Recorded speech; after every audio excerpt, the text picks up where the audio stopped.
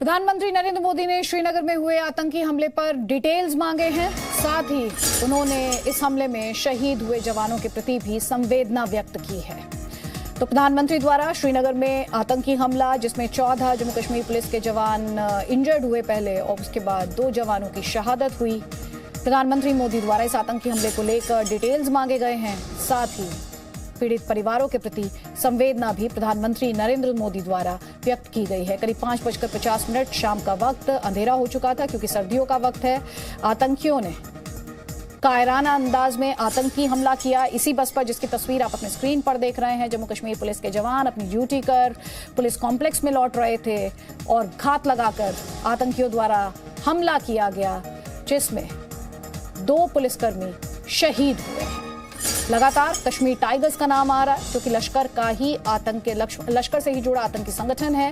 सुरक्षा एजेंसियों द्वारा इसकी पुष्टि फिलहाल बाकी है, लेकिन यह भी कहा जा रहा है कि इस आतंकी हमले को लेकर एक अलर्ट था, लेकिन कब, कहां, कैसे ये हो सकता है उसे लेकर स्पेसिफिक इंफॉर्मेशन नहीं थी। जी न्यूज़ पर हम आपको ग्राउंड से भी रिपोर्ट दिखा रहे हैं। साथ ही उस बस की तस्वीरें भी लगातार दिखा रहे हैं, जिसे निशाना बनाया गया, टारगेट किया गया आतंकियों द्वारा। इसमें एक पाकिस्तानी आतंकी के भी शामिल होने की बात सामने आ रही है। हालांकि आधिकारिक तौर पर इसकी पुष्टि अभी बाकी है।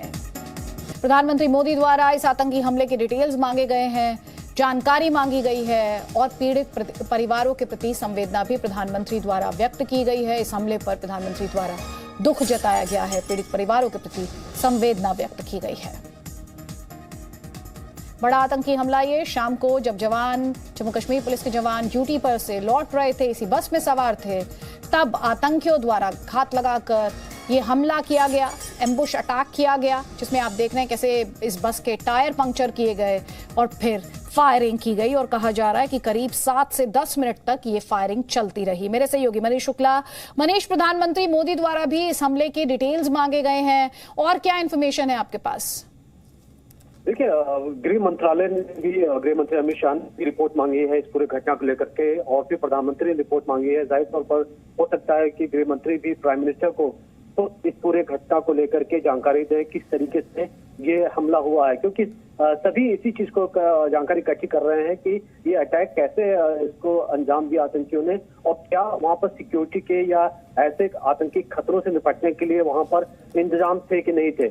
और दूसरी बड़ी बात आदित्य, हम ये भी सवाल उठा रहे हैं लगातार कि इतनी बड़ी संख्या में जम्मू कश्मीर पुलिस के जवान एक साथ बस में जा रहे थे, तो क्या इनकी सिक्योरिटी के पर्याप्त इंतजाम किए गए थे कि नहीं किए गए थे। लगातार कश्मीर के अंदर इस तरीके के थ्रेट हैं पुलिस के ऊपर या जो बाकी जो सिक्योरिटी फोर्सेस हैं और भी तो आतंकी हैं लगातार टारगेट कर रहे हैं। तो ऐसी स्थिति में लगातार इस तरीके से पाकिस्तान की तरफ से, आईएसआई की तरफ से जम्मू कश्मीर में बड़े आतंकी हमले की कोशिश हो रही है। वहीं पर सिक्योरिटी फोर्सेस भी लगातार एक कोशिश कर रही है कि कश्मीर के अंदर टेरर को फ्री किया जा सके। ऐसी स्थिति में इस घटना के पीछे कौन गुट इन्वॉल्व था, क्या लश्कर था या जैश था या किसी और आतंकी गुट के जरिए हमला कराया गया, अब इसको लेकर के इन्वेस्टिगेशन का काम इस वक्त किया जा रहा है और लगातार जो सेंट्रल एजेंसीज हैं वो भी मदद कर रही हैं। प्राइम मिनिस्टर पूरी इस जो घटना हुई है उस पर उन्होंने, जैसा पीएमओ की तरफ से ट्वीट भी किया गया, उन्होंने नजर बनाए रखी हुई है। वहीं पर सारी सिक्योरिटी एजेंसी से कहा गया है कि कोऑर्डिनेट करके वो जिस तरीके का अटैक हुआ है इसमें शामिल ग्रुप का पता लगाएं।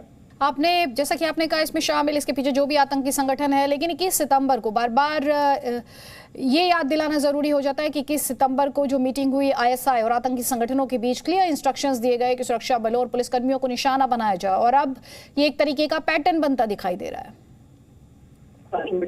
उसमें उस मीटिंग में करीब 2 आतंकी थे और जिसमें कहा गया वो हम करें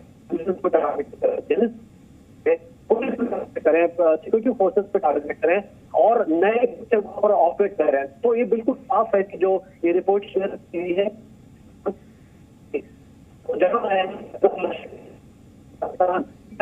ऑपरेट कर, अगर इन सामने आएगा तो इन सवाल उठेंगे और भारत के सामने पाकिस्तान को घेरेगा।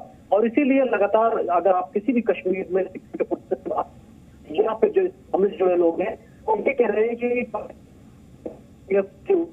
उनके ऊपर। मनीष, आपकी आवाज में क्लैरिटी नहीं है। अपने दर्शकों को जिन्होंने टीवी सेट सभी ऑन किए उन्हें एक बार फिर से बता देते हैं। श्रीनगर के जेवन से आप ये तस्वीरें देख रहे हैं, पुलिस कॉम्प्लेक्स जेवन में। वहां से करीब 500 मीटर की दूरी बताई जा रही है जहां पर आतंकियों ने इस कायराना हमले को अंजाम दिया। ये वो बस जिसे टारगेट किया गया।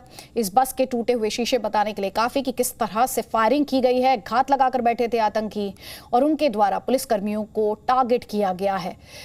करीब 14 पुलिसकर्मी इसमें जख्मी हुए। जब शुरुआती खबर आई 2 पुलिसकर्मियों की शहादत की खबर उसके बाद आई और अब हम आपको ये बता दें कि 12 पुलिसकर्मी इसमें जख्मी हुए हैं, जिनमें से एक की हालत गंभीर बताई जा रही है। सभी घायलों का अस्पताल में इलाज चल रहा है। लेकिन जो डिटेल्स अभी तक सामने आए हैं उसके बाद एक बात साफ होती दिखाई दे रही है, वो ये कि इस हमले के लिए बहुत डिटेल में प्लानिंग की गई और फिर इस हमले को अंजाम दिया गया है। कश्मीर टाइगर्स जो कि लश्कर से जुड़ा आतंकी संगठन बताया जा रहा है, इसकी जिम्मेदारी उसके द्वारा लेने का दावा किया जा रहा है। लेकिन सिक्योरिटी एजेंसीज हो या फिर खुफिया एजेंसीज हो, सिक्योरिटी फोर्सेज हो या खुफिया एजेंसीज हो, दोनों ही इस वक्त इसके लिए कोई कॉन्फर्मेशन, ऑफिशियल कॉन्फर्मेशन नहीं दे रहे हैं। जी न्यूज पर हम आपसे बार बार कहते हैं, एक रिस्पॉन्सिबल प्लेटफॉर्म होने के नाते जब खास तौर पर इतनी संवेदनशील खबर हो तो किसी तरह के स्पेक्युलेशन की या सेंसेशनलाइजेशन की गुंजाइश नहीं रहती है और जी न्यूज आपके लिए तथ्य बेस्ड कवरेज लेकर आता है। अभी की इस वक्त की 9 बजे ये बड़ी खबर, श्रीनगर में ये बड़ा आतंकी हमला। और भूले नहीं, आज ही की तारीख 13 दिसंबर ही था जब संसद पर आतंकी हमला हुआ था और अब 2021 में ये बड़ा आतंकी हमला जम्मू कश्मीर पुलिस के जवानों पर, जब वो अपनी ड्यूटी कर पुलिस कॉम्प्लेक्स लौट रहे थे तब आतंकियों ने ये कायराना हमला किया है, जिसमें जम्मू कश्मीर पुलिस के 2 जवान शहीद हुए हैं, 12 इंजर्ड हैं।